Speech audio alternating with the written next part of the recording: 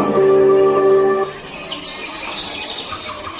एक समय की बात है, मथुरा राज्य में उग्रसेन नाम का एक राजा था। उसने अपनी पुत्री देवकी का विवाह वासुदेव नाम के युवक से तय किया। देवकी का भाई कंस, जो कि बहुत ही क्रूर, दुष्ट और निर्दयी था, देवकी से अत्यंत प्रेम करता था।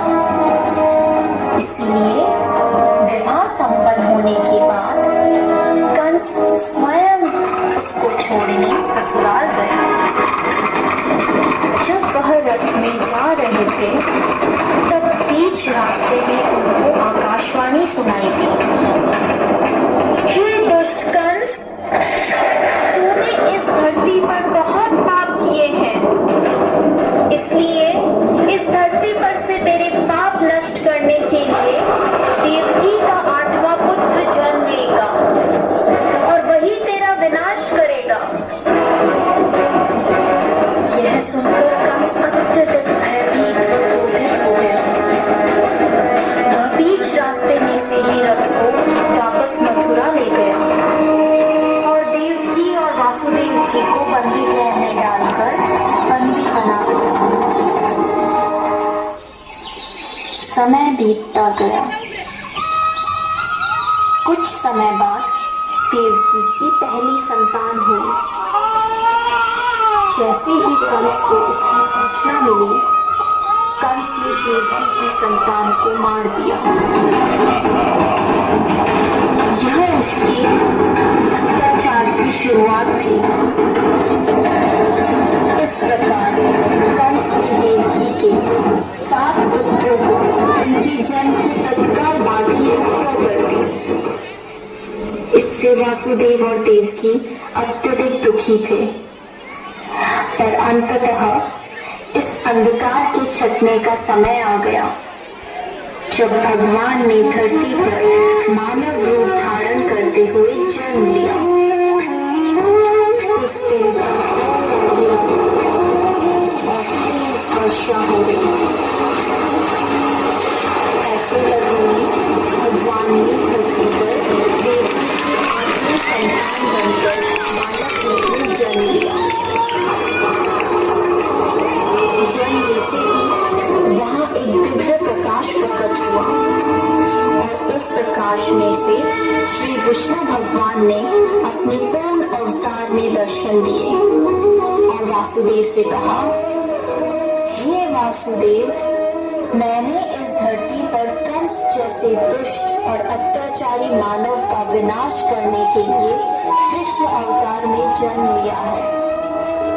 अतः मैं आपसे विनती करता हूँ कि आपके दोस्त नंद के घर ले चलें, जहाँ उनकी पत्नी यशोदा ने बालिका को जन्म लिया है।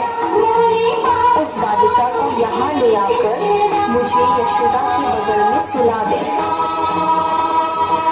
ऐसा बोलकर भगवान अंतर्ध्यान हो गए। भगवान ने एक शिशु का रूप धारण किया और एक चमत्कार हुआ। वासुदेव और देवकी पीढ़ी मुक्त हो गए। कारागार के द्वार अपने आप खुल गए। जेल प्रहरी गहरी निंद्रा में सो गए और ऐसे समय वासुदेव उस बालक को लेकर नंद के घर चल पड़े। तेज वर्षा के कारण यमुना नदी का बहाव बहुत तेज था। तब यमुना नदी ने वासुदेव और उनके भक्त के लिए रास्ता बना दिया और शेषनाग ने प्रकट होकर कृष्ण भगवान को अपने फन फैलाकर तेज बारिश से बचाया। आखिरकार वे नंद के गांव पहुंचे और कृष्ण को यशोदा की बगल में लेटाकर उनकी पुत्री को वापस बंदी गृह ले आए। वहां पहुंचते ही बंदी गृह के दरवाजे स्वयं बंद हो गए। सारे जेल प्रहरी उस पुत्री के रोने की आवाज सुनकर जाग गए और कंस को सूचित किया। जब कंस को सूचना मिली कि वासुदेव जी की 8वीं संतान पुत्री हुई है, तो कंस उस पुत्री को मारने लगा।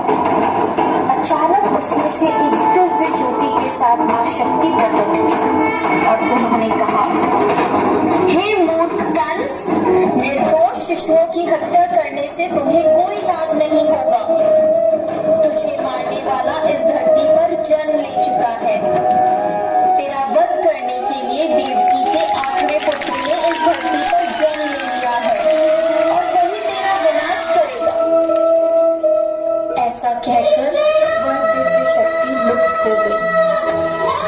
जब कृष्ण भगवान बड़े हुए तब उन्होंने कंस का वध किया और इस प्रकार कृष्ण भगवान ने धरती पर अत्याचार व बुराई का अंत किया। इसीलिए हमेशा प्रत्येक भाद्रपद की कृष्ण पक्ष की अष्टमी को जन्माष्टमी के रूप में श्री कृष्ण का जन्म दिवस मनाते हैं। जय